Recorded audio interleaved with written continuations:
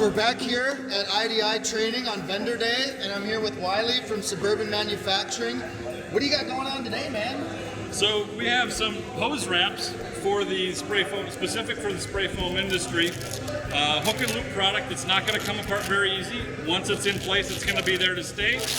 And it's for thermal retention for winter purposes, and then also abrasion purposes for summer. So in the summer or winter, as you're dragging it across concrete, hits nails, hits lumber, stay in place, it'll pull through smoothly. Absolutely. What I've seen from this is an increase in yield. If you can maintain your hose heat, maybe make your machine work a little bit less hard to keep your hose warm, you're going to see an increase in yield.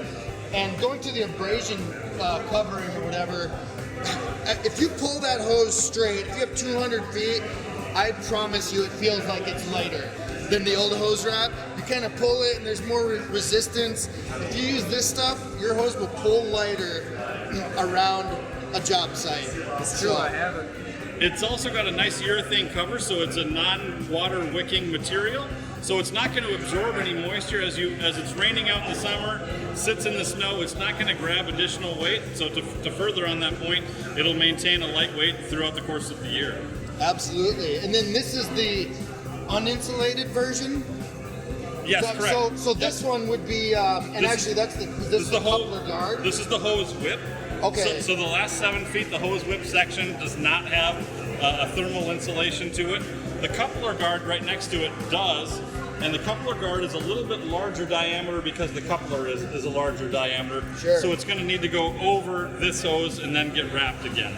Absolutely. So you can also get the 50 footers in an uninsulated version, and if you buy, say you buy a new hose that already has good insulation on it, you can still cover it with that and protect the current insulation that's there. Yes, correct. What are those weird little things? These little guys? Those little guys. So these are, why don't we have a pull test since it's hooked up? So the beauty of this is our hook and loop, and this is what our spray foam, so you're not going to pull this apart, and this is actually the material that we use to hold the wrap together. But we also make small versions if you want to have them on your truck to hold any type of extension cords, water hoses, whatever it might be. We make wraps out of them as well, or hose guides. I really like these in a foam rig.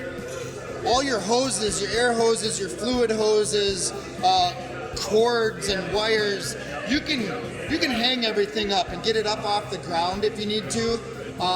They're obviously very sturdy and durable. I've never done that before. That was actually kind of amazing. So yeah, look for these through IDI at Suburban Manufacturing. Thanks, Wiley. Hey, appreciate it. Thank you.